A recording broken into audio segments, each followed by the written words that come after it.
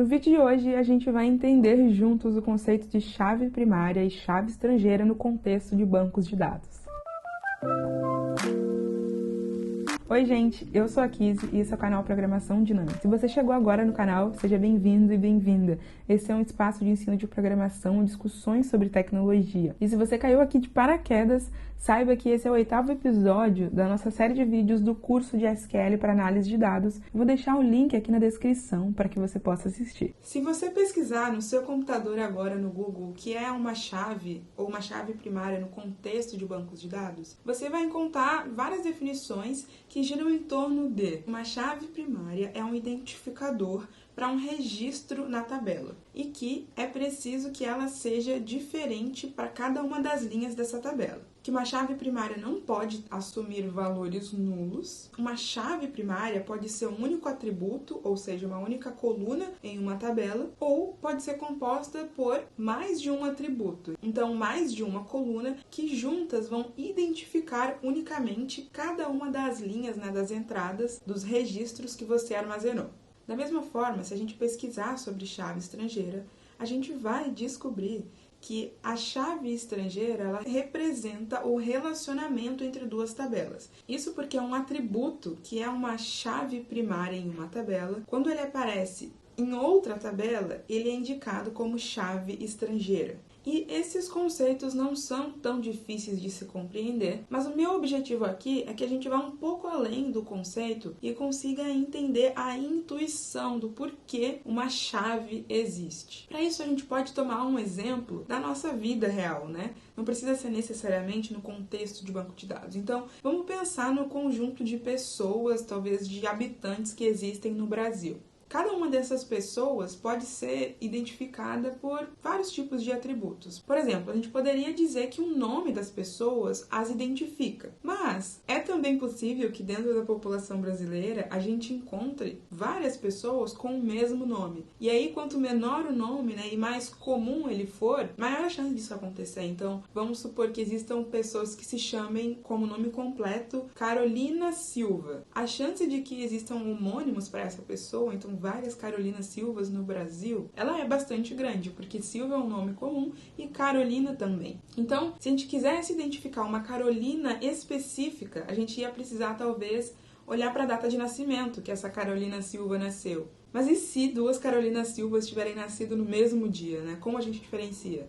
Bom, a gente pode diferenciar pelo nome do pai e pelo nome da mãe. Mas e supondo que a gente tem duas pessoas que são gêmeas e que têm o mesmo nome? Como a gente vai diferenciar? Ou supondo que não seja exatamente o mesmo nome, porque isso seria estranho, Mas vamos supor que a gente tem uma Carolina Silva com um N e uma Carolina Silva com 2 N's. A gente usar os nomes e os nomes dos pais para diferenciá-las e a data de nascimento talvez não seja ainda suficiente, porque supondo que houvesse algum tipo de erro de digitação ou confusão, ia ser difícil diferenciar essas duas pessoas. Então, a gente poderia concluir, por exemplo, que a gente vai olhar para o nome da pessoa, para o nome da mãe, para o nome do pai, para a data de nascimento e para a hora de nascimento.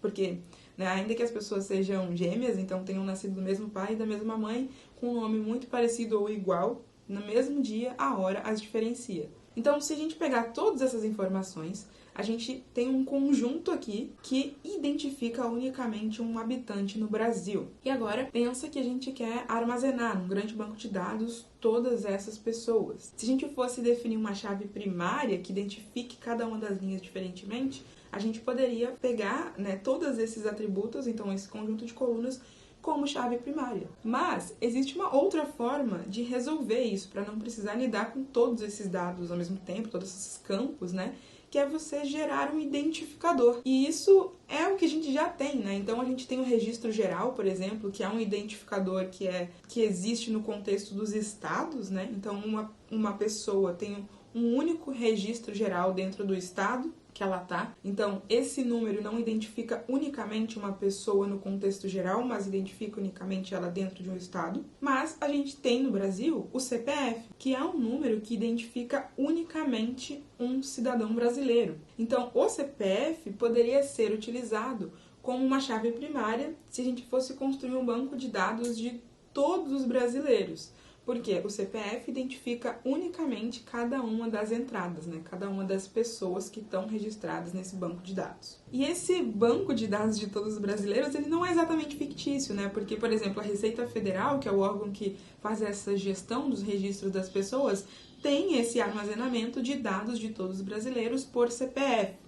Só que a gente pode pensar também, por exemplo, que a Receita Federal, além de ter o registro das pessoas físicas, ela tem registro de pessoas jurídicas. Então, pensando num outro registro, que é o registro das pessoas jurídicas do Brasil, a Receita Federal vai ter os dados da pessoa jurídica, o CNPJ, a razão social, o nome fantasia e também uma coluna, né, ou várias colunas que identifiquem sócios. Você não quer replicar nessa tabela os dados detalhados de todos os sócios das empresas. Você pode simplesmente ter uma referência a esse sócio, que é o CPF, e com essa referência, quando você precisar, você pode consultar uma outra relação, uma outra tabela em que você consegue os dados detalhados daquela pessoa especificamente. Na tabela de pessoas jurídicas, a coluna CPF, ela vai ser uma chave estrangeira, ou seja, ela é uma chave primária de uma outra tabela, que é a tabela de pessoas físicas. Então, quando você tem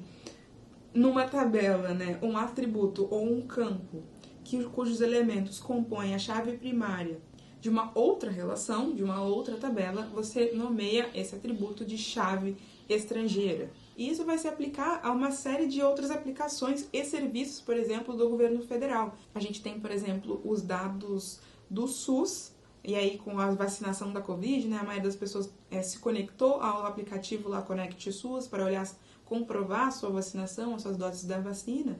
E esse é um serviço que está diretamente ligado com os dados armazenados pela Receita Federal, né, pelo governo federal, de pessoas físicas. Então, você tem o seu CPF e o seu nome, que são unicamente identificados nesse registro, e os seus dados de vacinação, eles estão relacionados com os seus outros dados que o governo, né, o Estado, de uma maneira geral, armazena, por esse seu dado que é o seu CPF. Então, até aqui a gente conseguiu juntos destrinchar esses conceitos de chaves, mas para quem está acompanhando essa série, né, esse curso de SQL para análise de dados aqui no canal, eu quero retomar um pouco o nosso último vídeo de junções. Inclusive, eu vou abrir aqui o ambiente do BigQuery, que a gente tem utilizado as tabelas de eleições do TSE. No último vídeo, a gente usou as tabelas com dados dos candidatos e de bens de candidatos. Se você se lembra, né, eu vou refrescar aqui a memória do pessoal que viu esse vídeo, a gente estava aprendendo a fazer joins com essas tabelas, e num determinado momento do vídeo, eu tinha feito um join fazendo isso aqui, né? Então, eu não tinha essa especificação de ano, eu fiz essa consulta aqui, e essa consulta, ela me deu um resultado diferente do que eu esperava.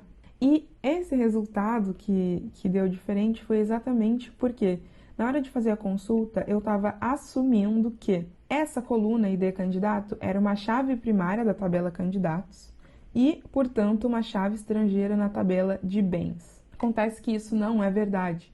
Essa coluna ID candidato não é uma chave primária na tabela candidatos, ou seja, ela não identifica unicamente as linhas, porque existem mais de uma linha que possuem esse ID.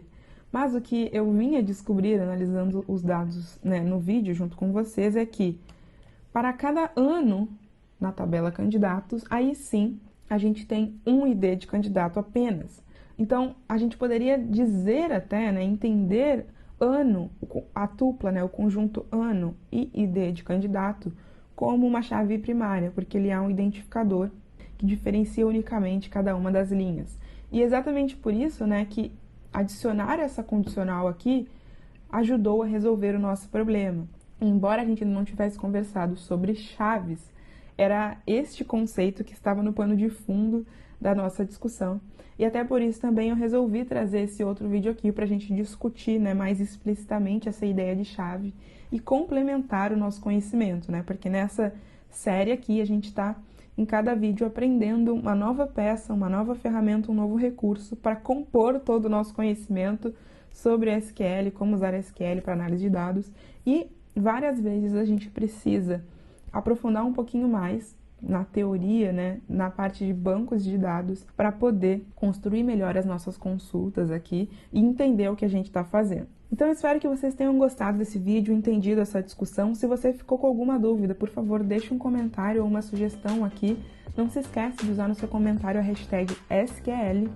Esse vídeo fica por aqui. Muito obrigada e até a próxima!